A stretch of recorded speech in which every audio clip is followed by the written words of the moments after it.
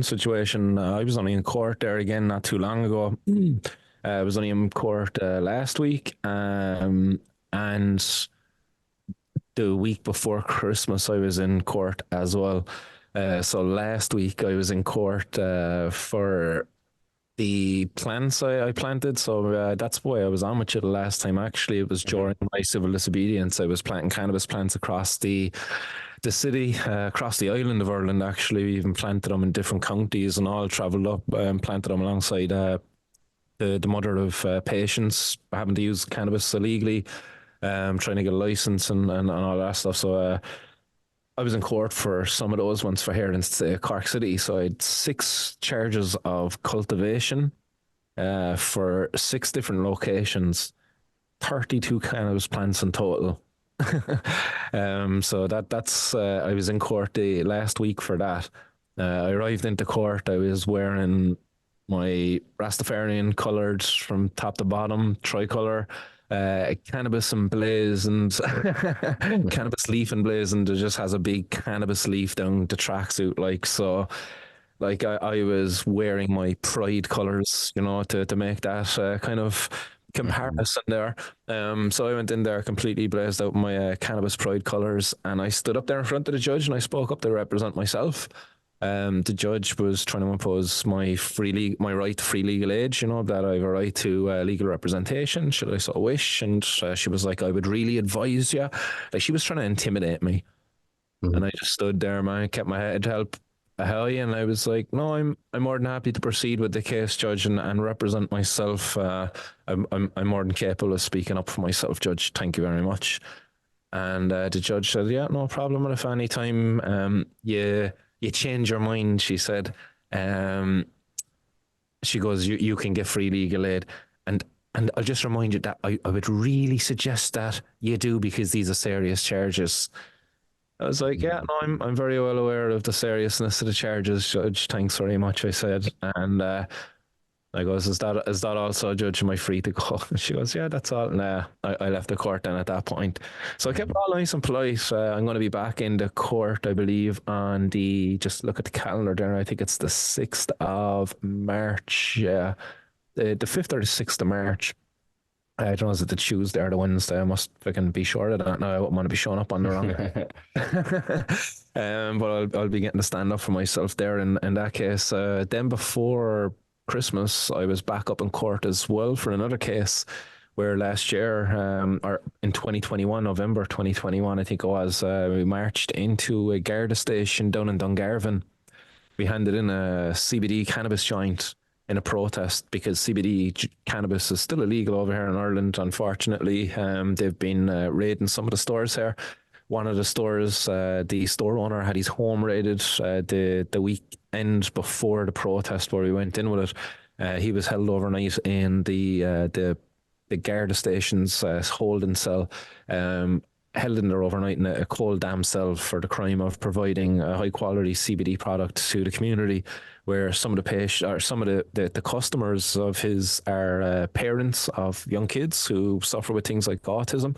And those mothers, those parents found much benefit to his products for their kids, that help the kids, improve their behavior, improve their moods, improve their appetite, sleep, and all of that kind of all sorts of improvements seen from these kids and other adults alike who are consuming the products. And interestingly enough, the owner of the store told me he found out that one of the women who comes into the store is actually the wife of one of the guards who raided his store.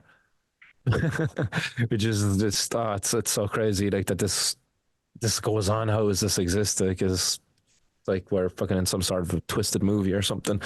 But anyhow, I went to court for that, and actually, interestingly enough, I went to court for that the day after I presented as a representative for the Patients with Safe Access to that Justice Committee I mentioned there earlier on.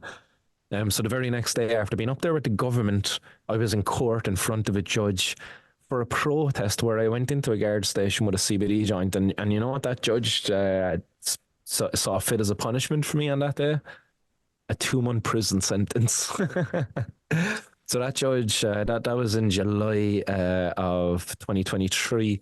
the 14th of July, I think it was, or something along those lines. He gave me a 2-month prison sentence. I immediately appealed it. I was like, you know what, F that's a joke. No way I'm accepting this. I'm appealing this. So I stuck in the appeal, which is my right. I got it back up before a judge then there just before Christmas. They brought me back up to court on the 19th of December, 6 days before Christmas, like crazy. So unfair. Like, it's so messed up. Like, come on, cannabis. Like, it's where it was like some sort of a fucking hardened criminal, like a fucking joint. society. Literally, they valued it at €5. So like that's not even £5. They valued it at that, and the judge was giving me a 2-month prison sentence. They actually held me in the cells down there that day because the judge was being a right prick. He wouldn't take the money off me because the money was at the back of the courtroom in my bag. My buddy had it. On this day, I actually had a solicitor. The owner of the store allowed me to use his solicitor. I was able to get free legal aid, so the state was able to pay for it anyway, but his solicitor knew CBD and all of this stuff. But when I went back in for the appeal, the judge was like, I don't want to hear anything about CBD.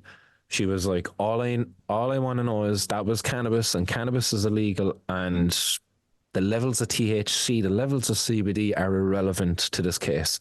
You had cannabis and that's illegal. That's what the judge said to me in the appeal case. I was just kind of like, oh shit, I'm going to prison here today. I was thinking, oh fuck.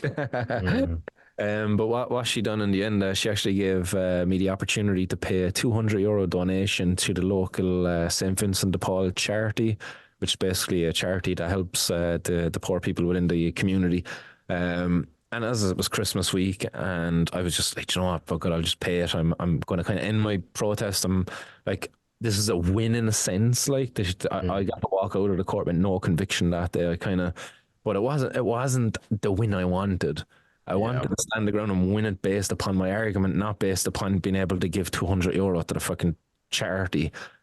I got to the back of the court that day, and the owner of the store actually just handed me the money. He was like, man, it was my store you were protesting for that day. He was like, there you go. He's like, don't even try to give it back to me. Just go up and pay it, get it done there today. And just be done with it. And I pretty much did.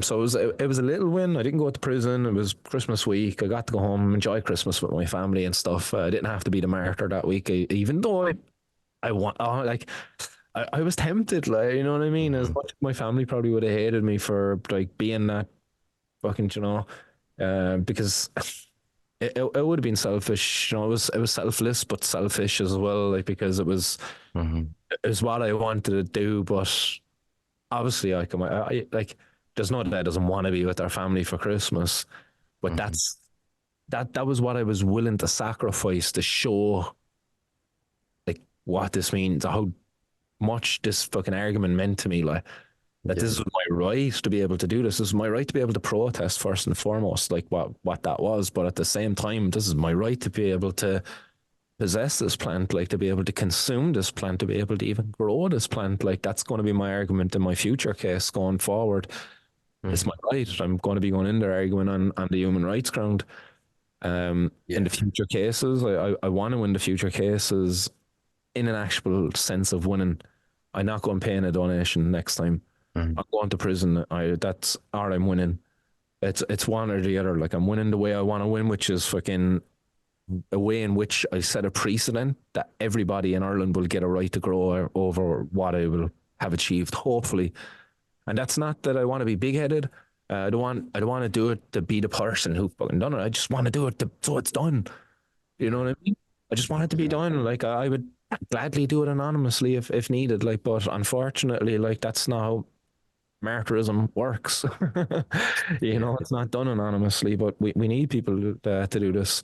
And I'm willing to do it going forward. I'm willing to go in there to the court and say, like, look, we have rights, as I mentioned there earlier, you know, our freedom of association. In our constitution, our human rights are enshrined through that, and we've got a right to associations.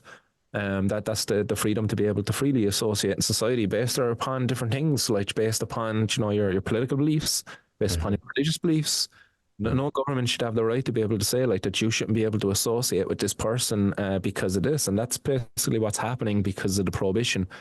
They're not directly saying we can't associate, but indirectly that we can't. Because if we get together, if we form a club, they're going to target us. They're going to bust us. You know, like, Yeah. so our right has been violated in that sense. Our right to privacy has been violated. Hmm. Our rights to life, liberty, that's been violated. The health, happiness, all of that. So there's many rights that are being violated. So I'm ready to go forward and make those arguments in the court and hopefully win our right to be able to grow this plant there.